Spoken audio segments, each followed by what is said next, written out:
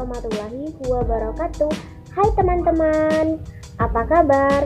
Hari ini saya dan teman-teman saya akan menjelaskan tentang dongeng. Hari ini kami akan memaparkan semua tentang dongeng. Pengertian dongeng menurut para ahli, struktur dongeng, ciri-ciri dongeng, unsur intrinsik dongeng, dan jenis-jenis dongeng.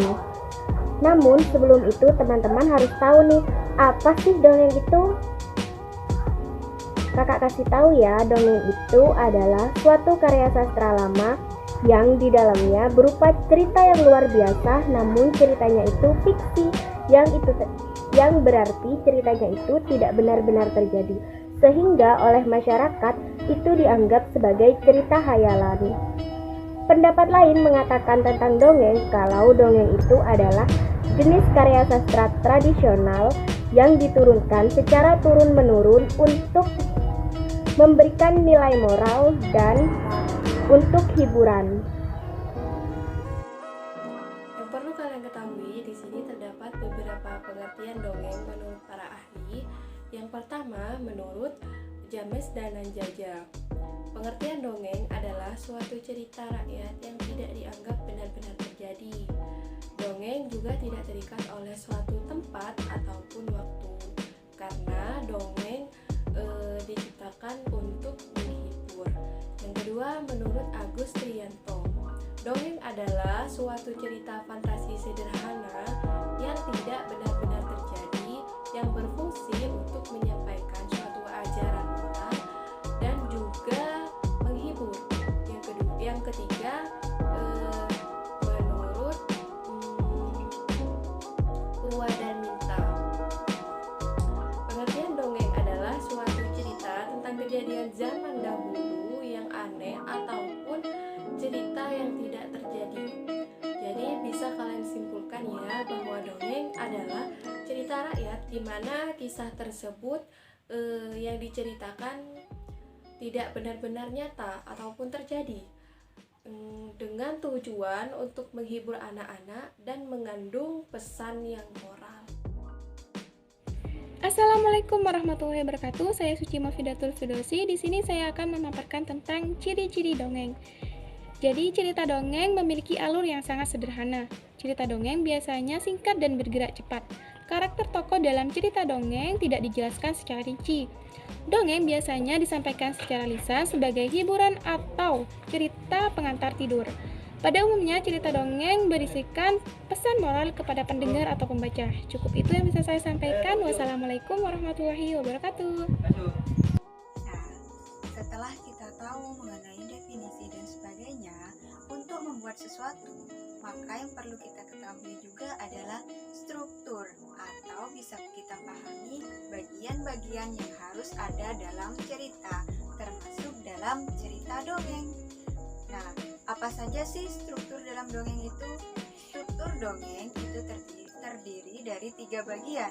Yang pertama yaitu pendahuluan, selanjutnya adalah isi, dan yang terakhir adalah penutup. Pendahuluan ini biasanya berisi pengantar dalam cerita dongeng tersebut. Isinya biasanya merupakan ulasan secara ringkas apa saja dalam dongeng tersebut. Selanjutnya di bagian isi. Bagian isi ini adalah bagian terpenting dalam cerita dongeng.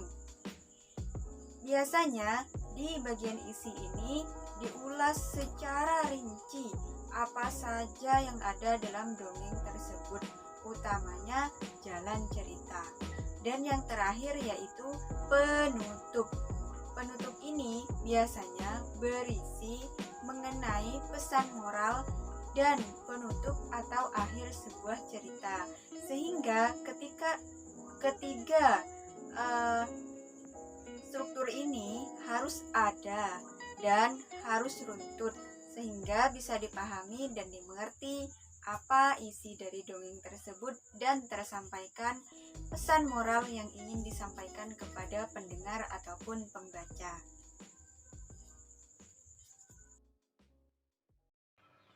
Pembahasan selanjutnya yaitu tentang unsur intrinsik dalam sebuah dongeng. Unsur intrinsik yang pertama yaitu tema. Tema merupakan gagasan atau ide utama yang mendasari suatu cerita. Terdapat dua jenis tema, yaitu tema tersirat dan tema tersurat. Unsur intrinsik yang kedua yaitu latar. Latar merupakan keterangan mengenai ruang, waktu, dan suasana pada saat terjadinya peristiwa dalam sebuah karya sastra. Unsur intrinsik yang ketiga yaitu alur.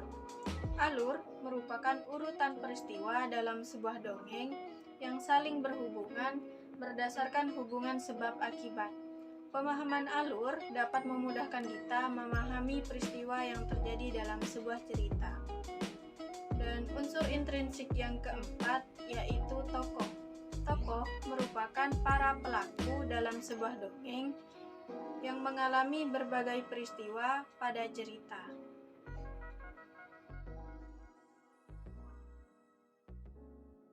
Unsur intrinsik yang kelima yaitu penokohan, di mana cara pengarang menampilkan tokoh-tokoh atau watak-wataknya dalam dongeng tersebut, baik berupa karakter, sifat, dan kondisi fisik para tokoh. Yang keenam yaitu sudut pandang, di mana cara pengarang menempatkan diri dalam cerita dongeng. Yang ketujuh yaitu majas, di mana gaya bahasa yang digunakan yaitu mempunyai efek-efek tertentu untuk membangun sebuah cerita dongeng. Dan yang terakhir yaitu amanat, yaitu pesan moral yang disampaikan penulis dalam cerita dongeng tersebut untuk para pembaca. Ini saya akan sedikit menjelaskan tentang jenis-jenis dongeng. Nah, jenis dongeng di sini terbagi menjadi 5 bagian. Yang pertama yaitu mitos atau mite, yang kedua sage, yang ketiga fabel, yang keempat legenda, dan yang terakhir yang kelima yaitu parabel. Yang dimaksud dengan mitos di sini merupakan jenis dongeng yang menceritakan hal-hal yang berhubungan dengan makhluk halus, seperti yang berhubungan dengan setan, jin, maupun dewa-dewi. Contoh dari mitos di sini yaitu dongeng Nyi Roro Kidul. Yang kedua yaitu sage. Nah, sage di sini merupakan jenis dongeng yang ceritanya atau mengkisahkan sejarah tokoh tertentu yang memiliki keberanian, kepahlawanan, kesaktian. Dan contoh dari sage di sini yaitu Calon Arang dan Cium Menara. Yang ketiga yaitu fabel.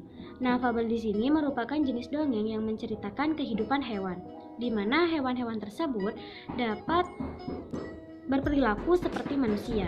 Contoh dari fabel di sini yaitu contoh cerita dongeng Kancil dan Buaya. Yang keempat yaitu legenda.